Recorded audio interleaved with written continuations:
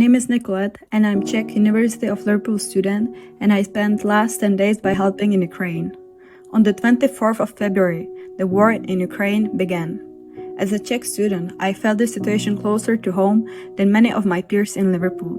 The day after the Russians invaded, I traveled back to the Czech Republic, setting up a collection point for material aid under an initiative called Railway Helps, set up by one of my very good friends who owns a private train.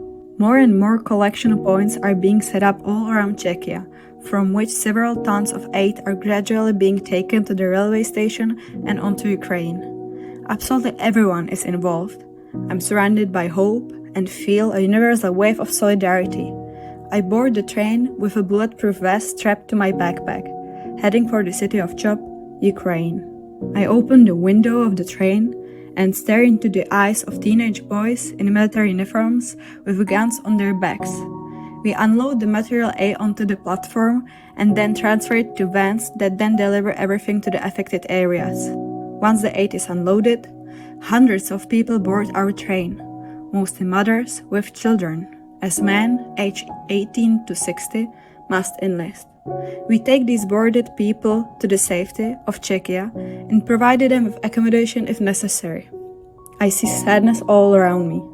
These women are leaving behind not only their homes, but also their beloved husbands, fathers, sons.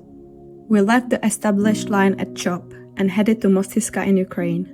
However, this railway connection is not easy, with bureaucracy making everything more complicated. We managed to bring many wagons of medical supplies to Mostyska, but we can't bring any civilians back to Czechia, as for some reason our train has been registered as an empty set of wagons, so we couldn't take any people. I felt further despair that we had no leverage in this situation. We left, leaving behind a platform full of freezing children who need our help. We are not giving up. The train will run again in the coming days, and this time we are hopeful for success. Unfortunately for me, I have to get back to my studies, and so after many days of helping and almost no sleep, I'm trying to get back involved in student life. However, I feel that it is all in vain. I try to convince myself that each of us is helping as much as we can, and that we need to appreciate and truly live our everyday ordinary lives, because that is exactly what they are fighting for in Ukraine right now.